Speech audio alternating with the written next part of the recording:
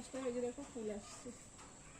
Good evening বন্ধুরা, এই যে বাগানে চলে এসেছি। এখানে লাউয়ের বীজ লাগিয়েছিলাম 2টো প্যাকেটে, এই যে হয়েছে। তো নিচে লাগানোর মতো জায়গা নেই, সেই জন্য এখন এই যে নিয়ে যাব ওপরে, টবে লাগাবো। আর গত বছর তো নিচে লাগিয়েছিলাম, চালের উপরে হয়েছিল, কিন্তু লাউ গাছ চালে হলে নাকি চাল নষ্ট হয়ে যায়। এই জন্য এবার ভাবছি ওপরে টবে লাগাবো। টবে মানে একটা বড় ড্রাম আছে, ওর মধ্যে লাগাবো, লাগিয়ে জানলা দিয়ে দেবো ওপরে।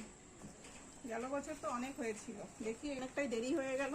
রথের সময় লাগালে নাকি ভালো হয়, তো আমার লাগাতে লাগাতে অনেকটা দেরি হয়ে গেছে, চারা বেরোতেও দেরি হয়ে গেছে। তো চলো যাই, এখন লাগাবো।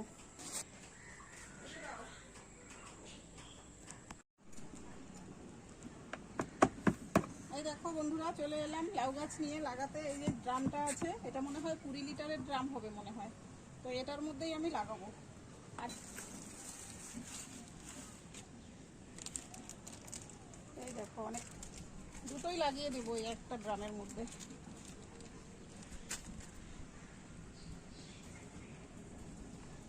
একটা বসানো হয়ে গেল, এখন আরেকটা খুলে নিই।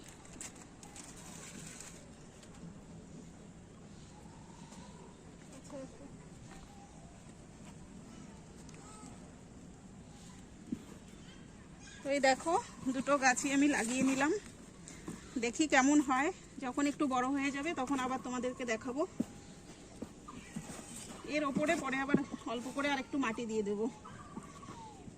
লাউ গাছের শিকড় কিন্তু ওপর দিকে ওঠে, একদম সরু সরু শিকড় হয়, সেই জন্য পরে আবার মাটি দিতে হবে। এই জন্য আমি হাফ মাটি দিয়েই লাগালাম।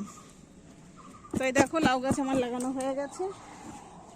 মাটিগুলো ভেজা আছে, সেই জন্য আমি আর জল দেব না। তো এই ভেজা ভেজা আছে যেহেতু, বেশি জল দিলে আবার গোড়াটা পচে যাবে, সেই জন্য আর জল দেওয়ার দরকার হবে না, এমনি করেই কিন্তু খুব সুন্দরভাবে হয়ে যাবে।